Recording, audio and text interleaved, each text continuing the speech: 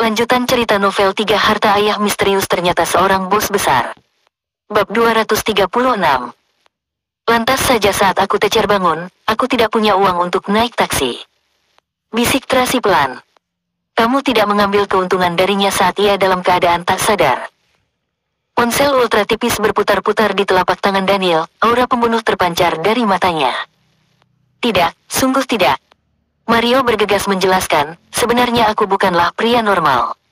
Bagaimana mungkin aku mengambil keuntungan darinya? Hah? Mata Tracy membeklalak, apa maksudmu? Aku adalah waria. Mario menundukkan kepala dengan malu, aku sama sekali tidak menyukai wanita. Uff. Tracy hampir melampiaskan amarahnya keluar. Di dalam berita itu menuliskan bahwa ia tidur dengan gigolo waria, ternyata berita itu bukan rumor sembarangan. Hanya saja, tidak ada yang tahu Daniel masuk di tengah-tengah. Waria, bagus sekali. Aura pembunuh di dalam mata Daniel mercedea sedikit. Tadi ia tampak ingin mencabik-cabik Mario, sekarang berubah menjadi ramali, lepaskan dia. Baik. Pengawal maju membawa Mario pergi. Terima kasih, terima kasih. Mario terus mengucapkan terima kasih. Tolong lepaskan kami juga. Beatrice bergegas memohon. Kalian belum menjelaskan seluruhnya padaku, sudah ingin pergi. Daniel menaikkan alisnya. Kami, sama sekali tidak ada yang perlu dijelaskan lagi. Frank bingung.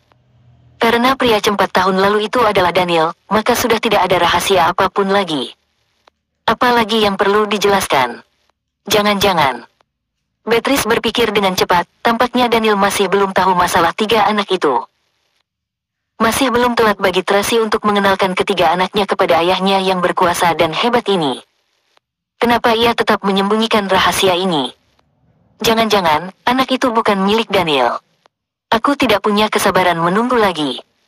Daniel melihat waktu di jam tangannya, aku beri kalian waktu 3 menit. Jika tidak bicara, semuanya dikurung bersama. Saat berbicara, ia melihat Tracy. Apa? Tracy tertegun menunjuk dirinya sendiri, aku juga dikurung. Daniel tidak bicara, hanya menganggukkan kepala. Kamu. Oh ya.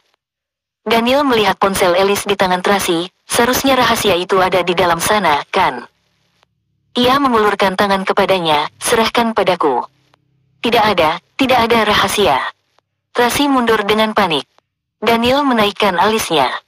Pengawalnya, Hartono, bersiap mengambil ponsel itu. Namun, Rian segera meliriknya, lalu Hartono beringsut mundur. Sekarang Daniel sudah mengumumkan secara resmi bahwa Tracy adalah wanitanya.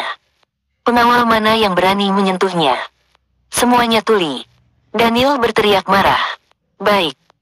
Rian melangkah maju dengan panik dan berbicara baik-baik, Nona Tracy, serahkan ponsel itu kepadaku. Tracy beringsut mundur. Rian tidak berani mengulurkan tangan merebutnya langsung. Ia hanya bisa membujuknya, Nona Tracy, serahkan ponsel itu. Tracy mundur ke sisi drum minyak dan hampir terbakar oleh api. Hati-hati. Rian mengulurkan tangan menariknya secara refleks. Dalam keputusasaan itu, Tracy langsung melemparkan ponsel ke dalam drum minyak yang terbakar. Semua orang tercengang. Bagus sekali. Daniel menganggukkan kepala sambil menyeringai. Ia berdiri dan pergi, kurung mereka bersama, agar mereka bisa mengintrospeksi diri dengan baik. Baik. Rian bersimpati melihat Tracy, lalu membawa pengawal pergi. Hei, jangan kurung kami di sini. Aku bicara, aku bilang semuanya. Alice berteriak ingin keluar, namun mulutnya dibungkam oleh Beatrice. Ketika semua orang sudah pergi, Beatrice baru melepaskan tangannya. Ma, apa yang kamu lakukan? Ucap Alice marah. Iya, kenapa kamu tidak membiarkan Alice bicara? Frank bingung. Beatrice mengacuhkan mereka, lalu ia berjalan ke depan Tracy, 3 anak haram ilu. 3 anak itu bukan punya Prosder Daniel. Bisik Beatrice. Omong kosong, tentu saja punya dia, gumam Tracy. Lalu, kenapa kamu merahasiakan darinya? Tanya Beatrice bingung. Aku yang membesarkan anak-anak itu dari kecil. Aku tidak ingin mereka direbut pergi. Tracy memberikan alasan yang masuk akal. Sekarang ia baik padaku, tapi siapa yang menjamin cinta akan abadi selamanya?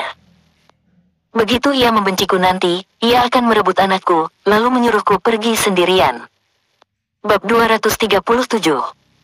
Mendengar ucapannya ini, Alice tersentuh hingga sakit hati. Ia berjongkok menutupi wajahnya dan menangis. Faktanya memang seperti itu.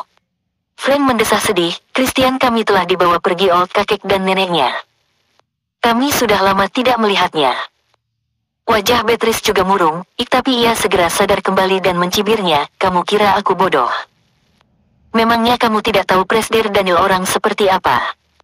Jika ia ingin menyelidikinya, memangnya kamu bisa terus menyembunyikannya? Aku. Sudahlah, entah apapun alasanmu menyimpan rahasia itu. Itu tidak ada hubungannya denganku. Beatrice berbicara dengan dingin, selama kamu membiarkan kami keluar dari sini dengan aman, maka kami tidak akan sembarangan bicara lagi. Bibi memang orang pintar. Tracy mendesah tulus, Beatrice memang bukan orang biasa. Beatrice tahu sekali, meskipun mereka mengungkapkan rahasia 3 anak itu, Daniel tidak mungkin langsung berbalik mendukung mereka. Sebaliknya, hanya dengan satu ucapan Tracy dapat membuat mereka bertiga tinggal selamanya di ruangan rahasia gelap dan dingin ini. Kamu tidak usah cemas, sekarang kamu adalah wanitanya Daniel. Siapa yang berani melukaimu? Beatrice mengira Tracy masih ragu. Kami hanya perlu keluar dari sini, tidak ada permintaan lain, lanjut Beatrice. Kamu terlalu berharap tinggi padaku. Sekarang aku juga dikurung bersama kalian. Tracy duduk di sofa dan bicara dengan tak berdaya, sikapnya suka berubah-ubah, aku tidak bisa mencebaknya. Dia pasti akan mengeluarkanmu. Beatrice sangat yakin, hingga saatnya nanti, kamu sudah lalu harus bagaimana? Tracy mengaculkannya, malah menatap Alice, kamu tidak serius mengirim orang untuk menculik anak-anakku, kan? Apa? Mata Beatrice membeklalak, Alice, kamu mengutus orang menculik 3 anak itu. Alice menghindari kontak mata, ia menundukkan kepala tak bicara. Kamu sudah gila. Beatrice memarahinya dengan suara kecil, itu adalah anak Daniel. Jika dia tahu hal ini, hidup kita berakhir. Siapa yang tahu itu anaknya atau bukan? Alice menatap Tracy dingin, jika 3 anak Baram itu milik Daniel, seharusnya sudah dari awal ia membiarkan mereka saling mengenal. Kenapa masih menyimpan rahasia itu sampai sekarang? Aku juga merasa aneh. Frank bertanya bingung, Tracy, anak itu sungguh milik Daniel. Tracy mengabaikan mereka, melainkan buru-buru mengambil ponselnya. Ia ingin menelepon Victor memastikan keamanan anak-anaknya. Tetapi, ponsel menunjukkan tidak ada sinyal. Ia sama sekali tidak bisa menelepon. Ini ruang rahasia. Semua sinyal terputus, tidak ada jaringan sama sekali. Beatrice maju menarik Tracy, beritahu aku dengan jujur, anak itu milik Daniel atau bukan? Apa urusannya denganmu? Tracy mendorongnya. Beatrice menggertakkan gigi kesal, di saat bersamaan ia memarahi Alice, kamu ini, aku sudah bilang jangan gegabah.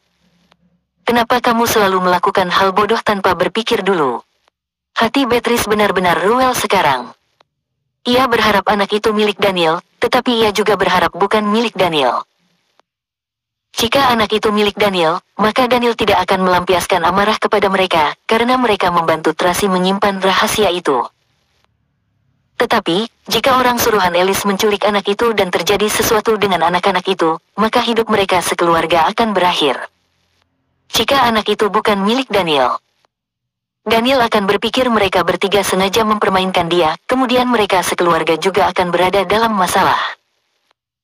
Tetapi, jika anak itu bukan milik Daniel dan terjadi sesuatu dengan anak-anak itu, setidaknya Daniel tidak akan membunuh Mierkas keluarga. Jadi, pilihan kedua lebih beresiko kecil. Mereka berharap anak-anak itu bukan milik Danik. Di dalam mobil, Ryan bertanya dengan hati-hati, benar akan mengurung Nona Tracy di sana? Ia tidak bersedia bicara, terus kurung. Ekspresi Daniel dingin, tidak ada ruang untuk bernegosiasi. Atau, aku pergi menyelidikinya. Ryan bicara dengan lembut.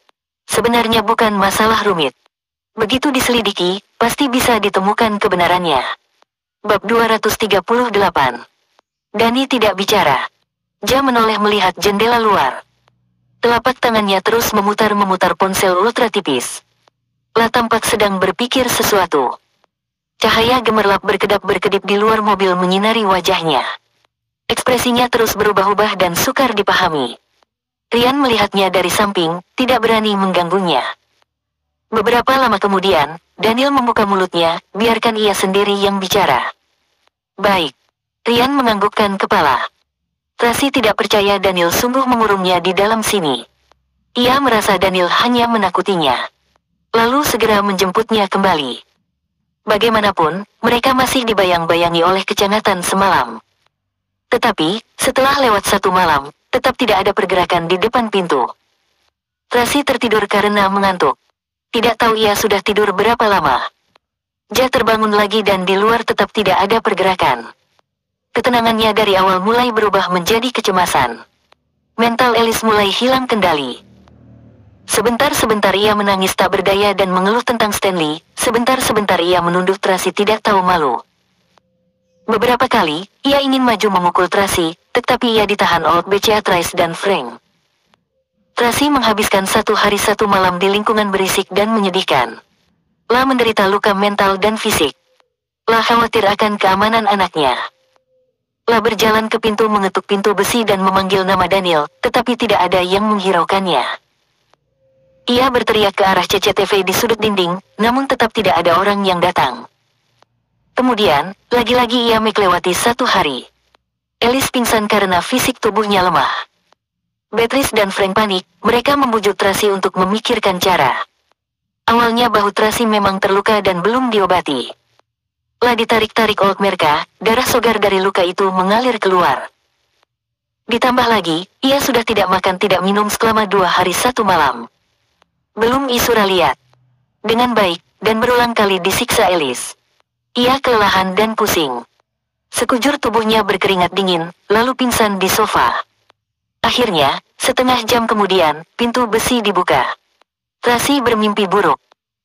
Dalam mimpi itu ada seekor singa sedang menatapnya, mengendus-endus tubuhnya, menjilati lukanya seolah-olah akan memakannya kapan saja. Di dalam mimpi itu, ia bergidik ketakutan. Rasa ketakutan ini terus menghantuinya. Hingga ia terbangun dari mimpi buruknya. Seluruh kepalanya penuh keringat dan sekujur tubuhnya menggigil. Dalam cahaya redup ada sepasang mata sedang melihatnya. Ia seperti singa itu. Ia menolak secara spontan dan ketakutan, bergegas bangkit dari ranjang.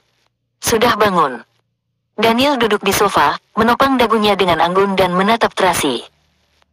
Tracy memeluk bantal duduk di atas ranjang, ia kerengah-engah ketakutan. Beberapa saat kemudian, kesadarannya kembali, brengsek, kenapa kamu harus memperlakukanku seperti ini? Tanya Tracy dengan marah. Masih belum cukup. Daniel menaikkan 1 alisnya. Sekujur tubuh Tracy menegang. Ia tidak berani sembarangan bicara lagi. Daniel berdiri dan mendekat pelan-pelan. Tracy ketakutan hingga meringsut mundur. Daniel meraih pergelangan kakinya dan menariknya. Tracy ditarik hingga terhenti di bawah tubuh Daniel. Seperti postur di dalam mimpi. La diselubungi oleh binatang buas dan sedang menghadapi tatapan kesinatian. Sekolah akan menerkamnya kapan saja. Sakit. Daniel mengelus cembut luka Tracy yang sudah diperban, suaranya lembut bagaikan cahaya bulan. Tetapi, itu juga membuat orang ketakutan. Tracy tidak bicara, ia melebarkan mata besar dan jernihnya, menatap Daniel dengan tatapan rumit. La tidak paham, kenapa sikap Daniel suka berubah-ubah. Detik sebelumnya bisa hangat bagaikan api, detik selanjutnya ia langsung berubah dingin dan kejam. Sebenarnya, ia orang yang seperti apa? Patuhi perkataanku. Bibir tipis Daniel mengusap lembut pipi Tracy dan berbisik di telinganya, kamu sendiri tahu, begitu aku memberi perintah. Dalam 10 menit, aku bisa mengetahui seluruh rahasiamu. Kemudian, ia meremas dagu Tracy dan menggunakan ibu jari mengusap bibirnya. Tapi, aku ingin kamu mengatakannya sendiri. Bab 239. Suara Daniel benar-benar lembut, matanya melengkung. Sungguh lengkungan mata yang indah. Penampilan menawan dan tampan ini membuat Tracy tertegun seketika. La seperti menggodanya, itu bukan perintah ataupun ancaman. Tracy hampir saja terpesona, hingga ia meremas dagunya dengan kuat. Tracy baru tersadarkan kembali. Beberapa saat tadi hanyalah rayuan iblis. Detak jantungnya berdebar cepat, sekolah sedang melompat-lompat. Ia membuka mulut secara refleks, namun ia tidak bicara sepatah kala pun. Apa ia sungguh akan memberitahukan Icentang anaknya? Pria seperti dirinya, yang sikapnya suka berubah-ubah. Jika tiba-tiba menjadi seorang ayah, apa jadinya nanti? Terlintas berbagai adegan di dalam benak Tracy. Soal matematika semudah itu tidak bisa. Aku akan mengurungmu di ruang rahasia untuk introspeksi. Tidak makan 3 hari. Bahkan kamu tidak bisa mengalahkan gurumu. Bagaimana bisa kamu menjadi anakku? Gantung dirimu. Lakukan pelatihan iblis. Menangis lagi. Aku paling sebal dengan anak yang suka menangis. Jika kamu menangis lagi, aku akan menyegel mulutmu. Tubuh Tracy bergidik gemetar, sekujur tubuhnya berkeringat dingin membayangkan hal-hal ini. Orang seperti Daniel sedikit-sedikit mengurung orang di ruang rahasia. Sedikit-sedikit menatap orang lain dengan tatapan menyeramkan. Sedikit-sedikit berlaku kejam, ia sama sekali tidak pantas menjadi seorang ayah. Selain itu, kematian ayahnya kemungkinan ada hubungannya dengan Daniel. Tidak bisa, tidak boleh memberitahu dia. Tetapi, meskipun dirinya tidak bicara, cepat atau lambat ia akan segera tahu. Bagaimana ini? Bagaimana ini? Tracy sedang panik, tiba-tiba ponselnya berdering. Ia melihat ke segala arah mencarinya. Sedangkan, Daniel dengan terampil mengeluarkan ponsel Tracy dari balik bantalnya. Panggilan itu dari Victor. Tracy terkesiap, ia elkas mengulurkan tangan merebut ponsel itu dan ingin menjawabnya. Tetapi, ia dapat merasakan tatapan dingin Daniel. Tangannya terhenti, ia tidak berani menjawab. Jari panjang Daniel menggeser layar menjawab telepon itu, tak lupa mode pengeras suara dinyalakan. Tangan salunya lagi meremas dagu Tracy, memberinya instruksi untuk bicara. Tracy berbicara, "Halo," dengan terpatah-patah. Terdengar suara cemas Victor dari seberang telepon, "Tracy, kamu di mana? Apa kamu baik-baik saja?" "Victor, aku. Mami, mami, mami." Ucapan Tracy tiba-tiba disela oleh suara panggilan ketiga anaknya. La tertegun seketika. Seluruh tubuhnya terdiam inem beku di tempat. "Mami, kamu di mana? Cepat kembali, Carla kangen Mami, huhu." Terdengar suara Carla yang imut bercampur tangisan menyentuh hati Tracy. Tracy ingin menjawabnya, tetapi ia tidak berani bicara. "Mami, kamu baik-baik saja, kan? Apa ada orang jahal yang menindasmu? Charles akan membantu Mami menghajarnya." Suara Charles membawa semangat pria kecil, sekolah tinjuan kecilnya terkirim kemari dari seberang telepon dan menunjukkannya di hadapan Daniel. Tracy menundukkan kepala, menggigit bibir bawahnya. Ia tidak berani bersuara. La dapat merasakan Daniel sedang menatapnya. Tatapan seperti ingin membunuh. "Mami, kenapa tidak bicara? Apa Mami diculik? Kalau Mami diculik, tolong bersuara 2 kali." Carlos selalu berpikiran terlogis di antara anak-anak seumurannya. Jantung Tracy seperti tersangkut di tenggorokan, hampir melompat keluar. Daniel memicingkan mata dengan tajam dan menatap Tracy dingin. Tatapan itu bagaikan ribuan anak panah tajam, hampir menembus jantungnya. "Mami, Mami, Mami." Anak-anak masih memanggilnya di dalam telepon. Setelah itu, terdengar suara Bibi Juni, "Nona, kamu baik-baik saja? Nona, bicaralah. Jangan menakuti kami." Tracy tidak berani bicara satu kata pun, ia gemetaran. Di saat ini, Victor yang berada di seberang telepon merasakan sesuatu. Ia lekas menutup panggilan telepon itu. Tracy menundukkan kepala, tidak berani melihat Daniel. Namun, ia dapat merasakan aura dingin terpancarkan keluar dari tubuhnya. Hampir ingin membekukannya menjadi es. Bab 240. Daniel menggunakan ponsel menepuk-nepuk pipi Tracy, masih tidak bicara. "Atau Iku harus membawa pria itu dan 3 anak itu ke hadapanmu, kamu baru bersedia bicara?" Tanya Daniel dingin. Jangan." Tracy menarik tangannya dan memohon dengan cemas, "Anak itu tidak bersalah. Kamu jangan sembarangan, aku memohon padamu." Lalahu, begitu membuat Daniel marah, Daniel akan melakukan segalanya. "Kalau begitu katakan padaku dengan jujur, anak itu milikmu?" Tanya Daniel. "Aku." Tracy khawatir, ia tahu ia tidak bisa menyimpan rahasia ini lagi. Ia terpaksa menghadapi kenyataan dan menundukkan kepala dengan hati-hati, "Iya. 3 anak yang mencuri chip itu." Daniel meremas dagunya agar Tracy menatap matanya. Bukan begitu. Mereka tidak mencuri chip." Tracy bergegas menjelaskan, seorang pria berbaju hitam memasukkan chip itu ke dalam saku baju Charles. Kemudian Rosie menelannya. Saat itu aku tidak tahu situasinya, begitu aku tahu, aku segera memberi obat pencahar untuk Rosie agar ia mengeluarkannya. Setelah chip itu keluar, aku segera mencari cara mengembalikannya padamu. Suaranya semakin kecil dan semakin ketakutan. Tatapan Daniel benar-benar seperti ingin menerkamnya, diliputi pancaran aura dingin. Ekspresi wajahnya juga sangat suram, seperti cuaca langit sebelum badai hujan turun. Kami sungguh tidak mencuri chip itu. Kami tidak tahu chip itu barang apa. Tracy masih menjelaskan dengan lemas, coba kamu pikirkan, jika kami sungguh bermaksud mencuri chip itu. Kenapa kami tidak menjualnya kepada pihak musuhmu? Malahan memikirkan cara mengembalikannya padamu. Siapa ayah anak-anak itu? Daniel sangat mementingkan pertanyaan ini. Suara ia tampak tenang, namun sebenarnya ia tegang. Jantung Tracy berdebar kencang. Ia gelisah, ia ingin sekali bilang pada Daniel bahwa anak itu miliknya. Tetapi ia tahu, sekarang ini ia tidak boleh memberitahukan kebenarannya. Ia ingin mengarang cerita kebohongan, tetapi ia tidak mahir berbohong. Atau yang benar adalah entah apapun yang dikatakannya, sudah tidak mampu menipu Danik. Lagi. Bicara. Daniel Becer teriak.